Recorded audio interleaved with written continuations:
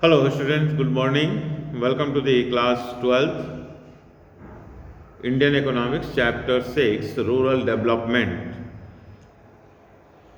We have seen what is rural development and what kind of challenges faced in our country regarding the rural development.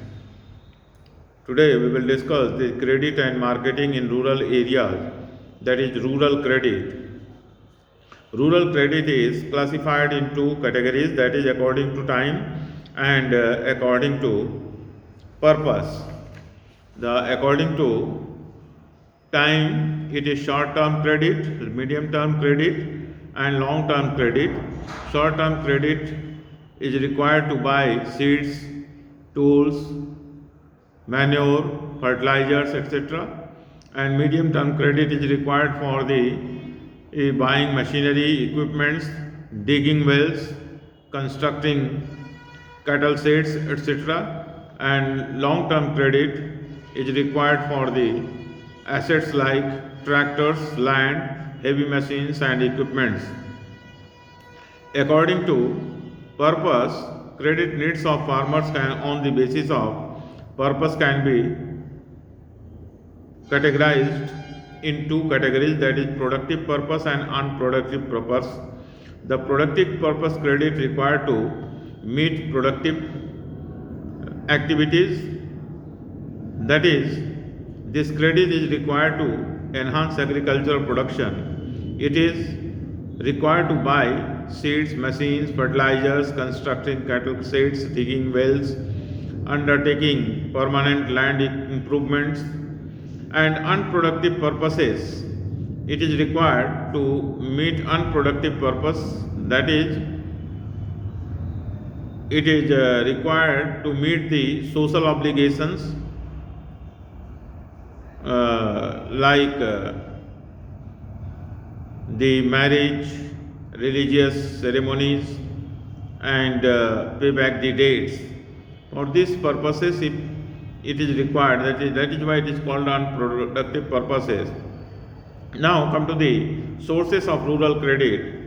There are several sources of rural credit, but it is mainly categorized in two categories, that is non-institutional sources and institutional sources. The non-institutional sources are those that is they are acquiring these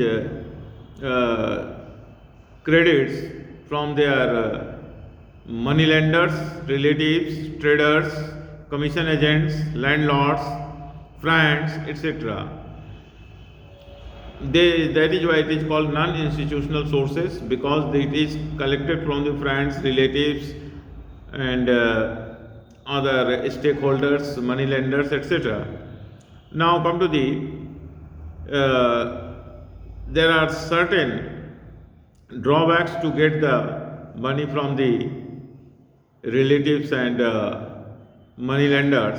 That is why it is required to get the credit from the institutional sources. It is formal sector under which Cooperative Credit Society was established in 1904, and it has played a very important role to provide credit to the rural sector personnels, and a major changes occurred after 1969 when India adopted social banking and multi-agency approach to adequately meet the needs of rural credit. And the first cooperative credit society uh, provided 30% of rural credit in the rural areas of the country, and these focuses on the various aspects, that is, number one, to free the farmers from the clutches of moneylenders and to advance credit at low rates of interest, to spread credit facilities all over the country, to ensure timely and continuous flow of credit to the rural areas. And second one is the land development banks. the land development banks also provide credit to the farmers in the rural area. Its objectives are development land development banks to they provide loans against mortgage of their lands, and they provide long term credit. They provide for purchasing agricultural inputs, constructing permanent structure on land, and third one is commercial bank credit. In this, several banks, private bank as well as government banks are involved to provide credit to the rural society in our country. They directly help the farmers by expanding their branches in rural areas, and indirectly help the farmers through agents, create awareness about existence of facilities being provided by them through newspapers, radio, television, and number four, regional rural banks. Certain regional rural banks are also opened in our country to provide at cheaper rate loan to the rural people. The main objectives are to open the branches in those areas where there are no banking facilities available, to provide credit facilities to small and marginal farmers. And fifth one is self-help groups. Recently, self-help groups have emerged to all fill the gap in the formal credit system, because the formal credit delivery mechanism has not only proven inadequate but has also not been fully integrated into the overall rural social and community development. It came up as the microfinance program. Now we have to consider the various objectives of self-help group. That is, these have helped in the empowerment of women, as easy loans are available for women. These borrowings are mainly confined to consumption purposes and are not used for productive purposes. And sixth one is National Bank for Agricultural and Rural Development, NABARD.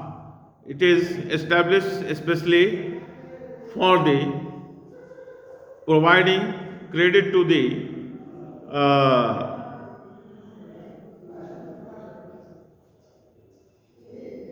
banks who are providing credit to the rural sector people. The National Bank for Agricultural and Rural Development providing assistance to the commercial banks who are providing loans to the agricultural sector people. These are the various formal sectors which provide loans to the rural areas. Now come to the rural banking and critical appraisal. What are the critical case of the rural banking? Rapid expansion of the banking system had a positive effect on real rural farm and non-farm output, income and employment, especially after the Green Revolution. It helped farmers to avail services and credit facilities and a variety of loans for meeting their production needs. Famines became events of the past. We have now achieved food security, which is reflected in the abundant buffer stocks of grains. However, all is not well with our banking system. With the possible exception of the commercial banks, other formal institutions have failed to develop a culture of deposit mobilization, lending to worthwhile borrowers, and effective loan recovery. Agriculture loan default rates have been chronically high. It is alleged that farmers are deliberately refusing to pay back loans. Thus, the expansion and promotion of the rural banking sector has taken a back seat after reforms.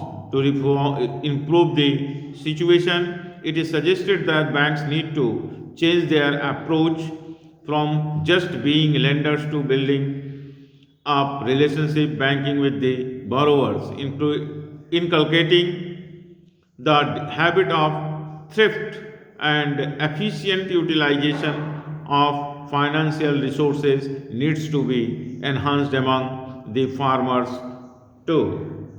In this way, we have discussed the various aspects of rural credit. Tomorrow, we will discuss about the agricultural marketing system. What kind of marketing system has been developed in our country and what kind of development is required in the agricultural sector in marketing system so that the rural development can be achieved. We will discuss it tomorrow. Rest is well. Thank you.